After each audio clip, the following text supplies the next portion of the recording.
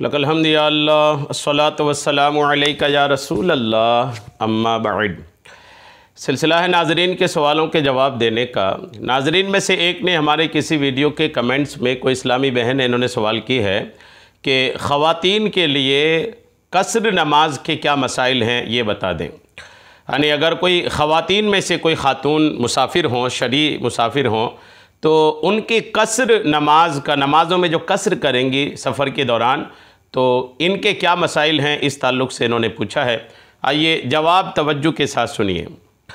अगर आप बुनियादी तौर पर ये बात करें कि क्या कसर के मसाइल मर्द के लिए अलग हैं, औरत के लिए अलग हैं, तो ऐसा नहीं है।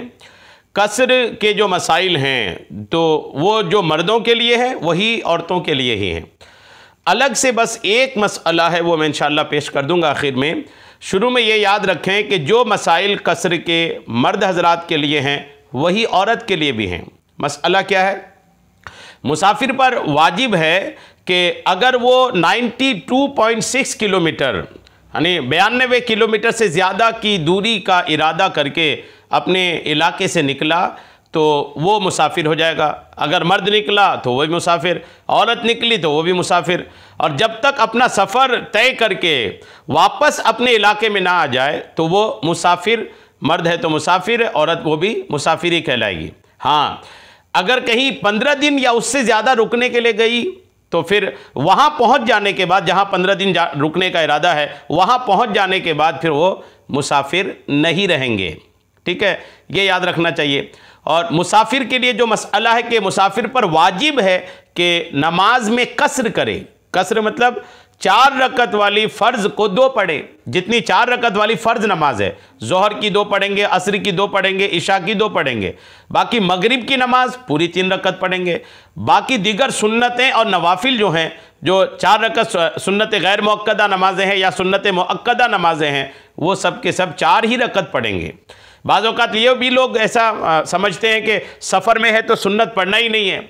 ऐसा नहीं है। सफ़र में भी अगर आप हैं तभी सुन्नत मुअक्कदा जो नमाज़ें हैं वो आपको पढ़नी है।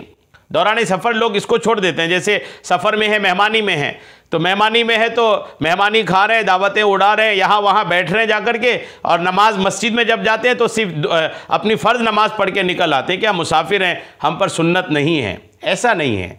सुन्नतें जो मुअक्कदा है वो आपको पढ़नी है, और गैर मुअक्कदा जो है वो भी आप पढ़ेंगे तो आपको सवाब भी मिलेगा। और उम्मन जब आदमी मेहमानी में रहता है तो फिर और फारिग रहता है। अपने घर के मुकाबले में मेहमानी में आदमी और फ्री रहता है। आदमी जब घर में रहता है तो उसके 17 काम रहते हैं, अपने काम, घर के काम, सारा कुछ रहता है। लेकिन जब एक मेहमानी में रहता है तो कोई काम नहीं, फ्री है। तो जब फ्री है तो उस वक्त तो और ज़्यादा इबादत करनी चाहिए। हाँ, जो कसर है वो तो कसर करना ही है। 4 रकत वाली जो फ़र्ज़ नमाज है उसको 2 रकत तो करना है, तो 2 रकत पढ़ना ही, चूँकि ये वाजिब है।